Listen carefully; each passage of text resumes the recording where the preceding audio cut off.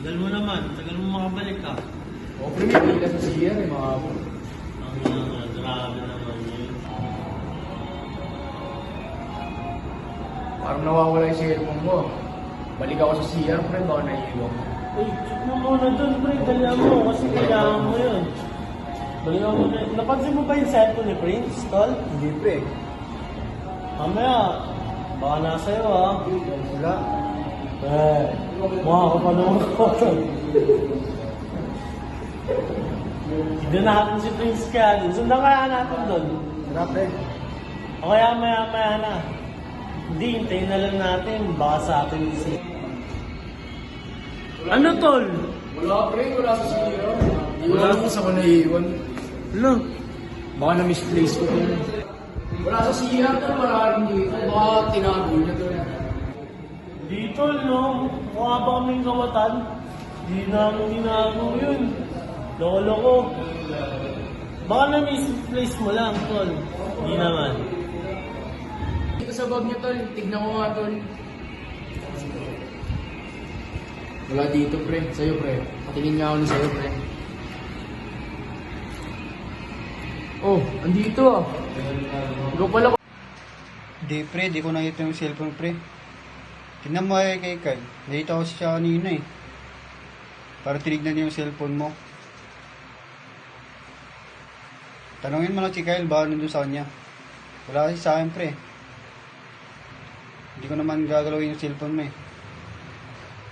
Nandyan lang yung kanina nakita ko. Nung umalis ka galing CR. Tanungin mo lang sa kanya pre.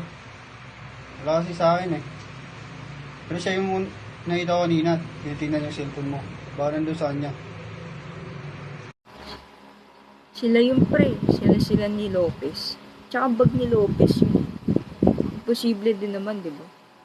Tsaka, di naman umalis si Lopez sa upuan niya eh.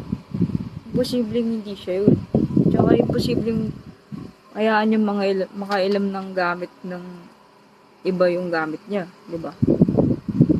Tsaka siya yun. Posibleng hindi siya yun. Kasi, bag niya yun. Katabi niya yun. Ganito kasi yan. Dapat ikaw, Prince, kung mag-CR ka, check mo muna yung gamit mo. Kasi, kung ikaw nasa tamang pag-iisip, dapat, in the first place, alam mo yun. Kasi mahirap magbintang ng walang pruweba. So, in short, yung room, wala naman CCTV, di ba? Mga ganun ba? Kasi ikaw, Kyle, dapat, kung totoo kang tropa, sinabihan mo yung tropa mo. Di ba? Ganun lang naman yun eh. Tapos ikaw, Lopez, ganun din, di ba?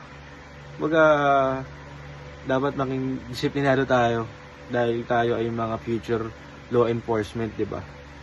Ayun lang.